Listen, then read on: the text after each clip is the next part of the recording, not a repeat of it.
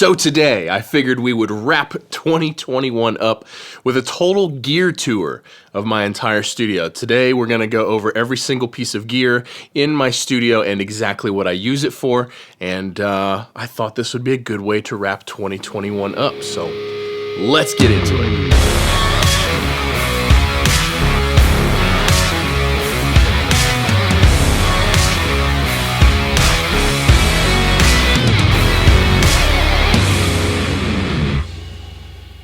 I just added up how many songs that I've done for this past year, and I've worked on 166 songs in 2021, and that's crazy. I've also made 44 YouTube videos this year, and tons of subscribers, and man, it means a lot to me, and I just want to say thank you.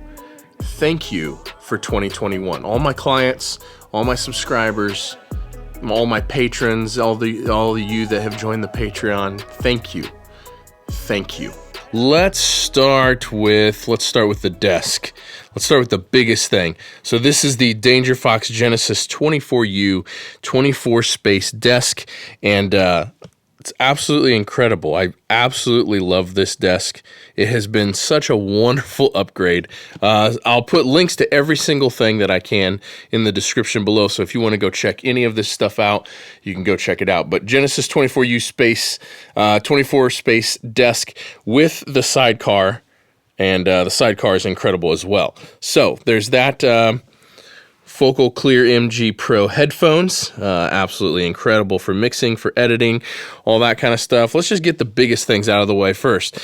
Focal Trio 11BE studio monitors. I've got videos on most of this stuff that you can go check out. Absolutely incredible studio monitors, blown away by them.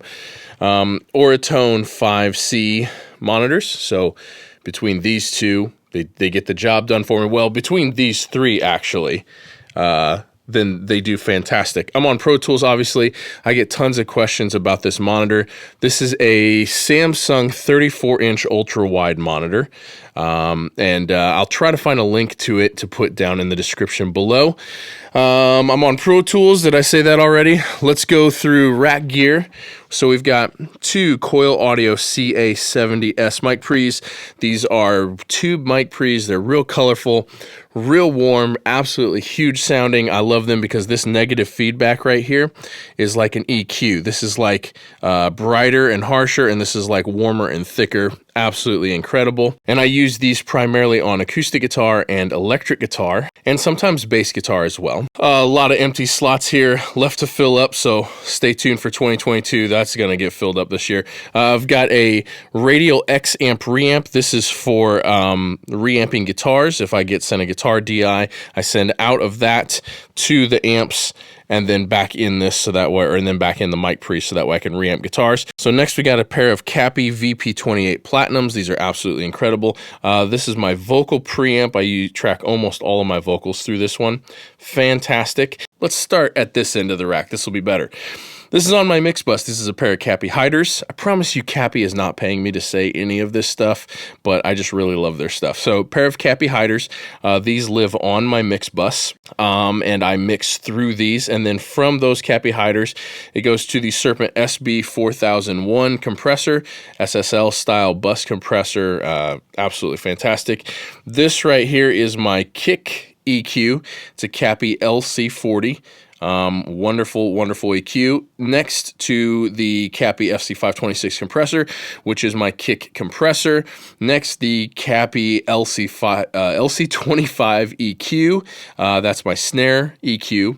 Next is the Cappy FC526 compressor. That's my main snare compressor. Next is another Cappy LC25 EQ, which is my bass guitar EQ. And then next is another Cappy FC526 compressor, which is my bass guitar compressor. And then the BT50, my main vocal EQ. And then from the BT50, we go to the 1176, which is my main vocal compressor when I'm mixing. We've got a Universal Audio Apollo 16 Mark II. This is the blackface version. Fantastic interface. Great things to say about it. This is just a weird PV compressor that I've got left over from the live days. Don't really use it for anything. We've got a Drummer MC 2.1 monitor controller, and this controls all of my monitors. And the cool thing about this is I've got my focals on A, and then I've got my Oratones on B, and then on C, this goes to my hard disk recorder right here, which is just a Tascam hard disk recorder, and this is for my tutorial stuff. So instead of setting up a bus in Pro Tools and messing my sessions all up just to do tutorial videos, I actually just run output C of the monitor controller to the hard disk recorder, and then I can literally just capture a monitor output. That's been one of the most awesome additions that I've made lately. Next after that is the TubeTech compressor. This is an LCA2B. Funny story, I actually got this from Frank Filippetti. So with this exact compressor, he did like Elton John and Barbra Streisand and James Taylor and tons of absolutely enormous records. Absolutely love this compressor. I track vocals through this. All my vocals go through this during tracking, and this is my drum bus compressor when mixing, and it sounds incredible. A couple other just random rack pieces that don't really get used too much. Moving on to patch bays. So I've just got a pair of Samson patch bays here. These two are the ones that I use, and then I don't know if you can see this, but these are actually dry erase labels from Trace Audio that are very, very cool. You just take a little bit of rubbing alcohol and it rubs right off of them, and it lets me like label all of the patch bays, which is absolutely incredible. Behringer patch bay that doesn't really get used anymore, and this is an ART XLR patch bay. And so all my microphones get patched into this patch bay, and then they come up over here on this patch bay so I can connect my XLRs and then come out of these into whatever piece of hardware I want, and that works really well. This is an old Hofler DH220 power amp. This is when I was using my NS10s.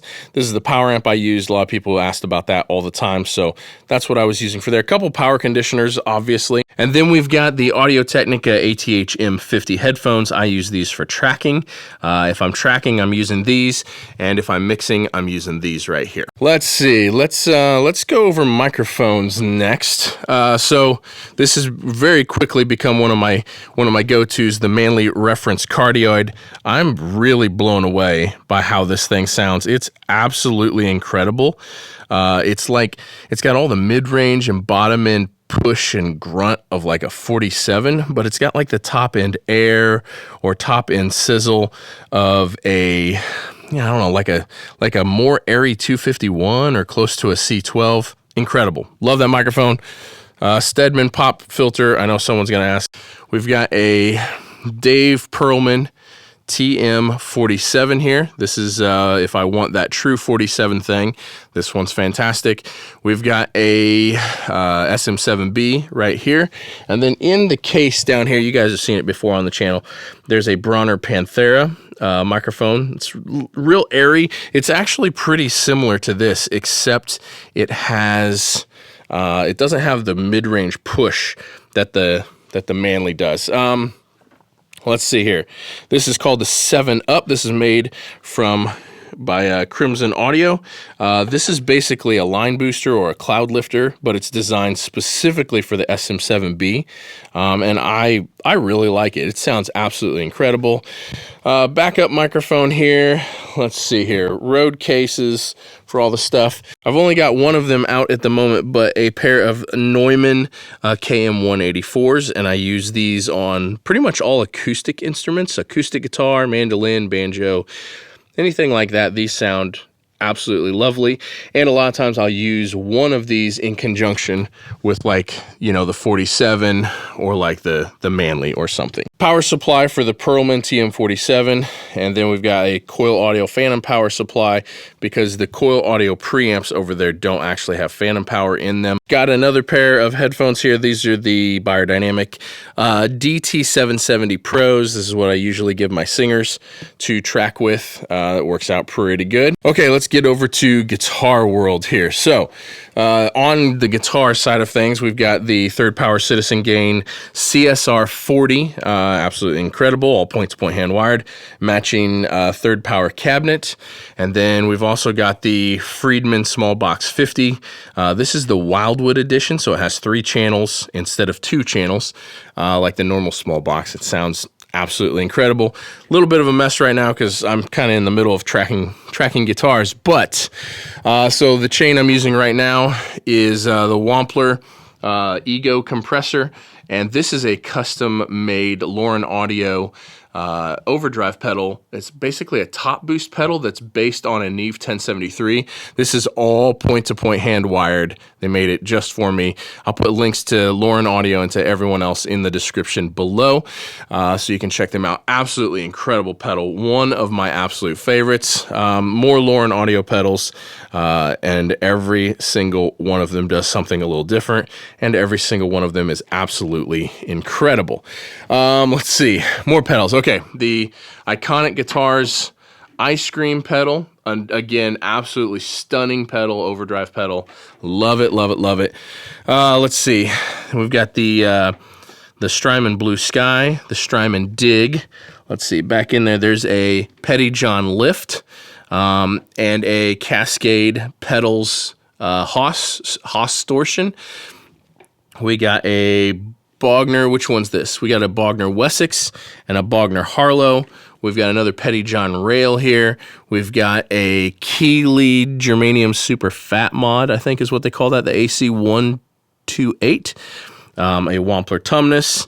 We've got a Thorpe Effects Peacekeeper. This is crazy good. Another Keeley Red Dirt back there. Couple wah pedals, Tech 21 pedal, Dunlop, and just some random stuff, some random DI boxes and foot switches for everything. This right here is a Prototype 500 series preamp, a mic pre. This is actually made by Lauren Audio, the same people that make these pedals. They're getting into the 500 series game. This is a absolutely stunning sounding, look at that, all point-to-point hand-wired 500 series preamp. So cool. Anyway, I think the production of this is going to be coming out soon, but it's really, really incredible. So, guitars. Let's see here. So we've got a Sir Telecaster. We've got a couple PRSs. We got a PRS single cut. That's a 10 top 20th anniversary. We've got a PRS Custom 24, blonde, just a standard Custom 24. And then we get into my homies from Iconic Guitars. This is my number one right here, my number one guitar. Absolutely amazing. Play it all the time on all kinds of stuff. Couple more Iconic Guitars. There's one. I'm bumping into everything here. Another Iconic guitar. Stunning stuff. We got a Warwick Corvette bass that I play bass on a lot of stuff on. Got a Yamaha. What model is this? This is a SJ400S. This is just tuned like Nash tuned. So high strings of a 12-string sort of thing. My trusty old Alvarez Yari. This is a Bob Weir model. And I have very clearly played the snot out of this thing. It's had 4 sets of frets, obviously worn the hole in it, and this is a clear plastic pick guard right here, so that hole would be this big if it wasn't for that pick guard. These pegs, this piece of wood right here, stopped like holding the pegs in, so I had to have them cut that out, put a new piece of rosewood in there. That guitar's been through it. Another PRS SE, nothing special about that one. This was actually my first electric guitar ever. This is a Fender Stratocaster Photo Flame, and that's not real wood. That's all a photo flame. Japanese guitar, pretty cool. Not a lot of them around. Worth a little bit of money at this point, I guess. Let's see here. We've got a Korg Triton Extreme keyboard that doesn't see a lot of use anymore. Over here is the rack of speakers. There's the case for the Neumann KM184s, and then the case for the Royer R121, which actually lives in the ISO cab, which we will go over shortly. Weber speakers, got a Weber California, and there's a Weber Legacy in the ISO cab there. And then a Celestian Greenback, a real vintage one from England. We've got a Warehouse guitar speakers and a couple more Weber speakers there. Now, this is a little bit of a mess back here, but there is, I literally just decided to throw this video together like real randomly. So this is my ISO cab. I've got a full video on this. I'll link it in the description below.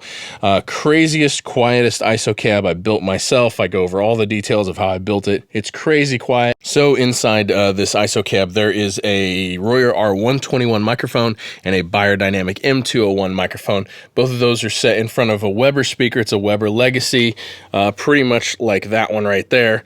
And it sounds really good. These are some speaker covers that were sent to me from ARB Covers. These are so high quality, water resistant, got you know, you can choose all kinds of different colors, and they go right on the focals. That's really cool. Keep dust off of them.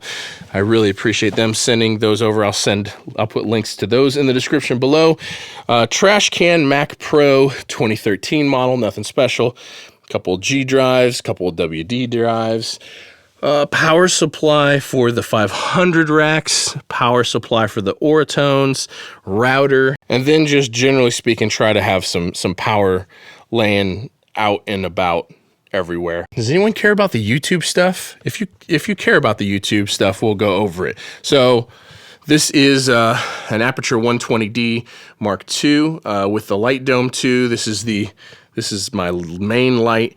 This is a boom for the microphone when I'm doing the talking head stuff. I'm sitting right here, and tripods for that.